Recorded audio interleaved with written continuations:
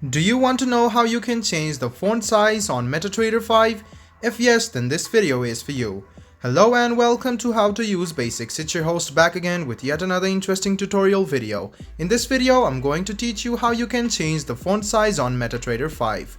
So, you cannot change your size on Metatrader 5 directly, but what you can do is go to your settings on your Android device. Then go ahead and search for font size and go to font size, and you can see that if you click on font size and style and increase or decrease it, it will eventually decrease or increase on your Metatrader 5. So if you go ahead and open on Metatrader 5, you can see your font size has been increased. Now to decrease it, go to font size and style settings and decrease it again.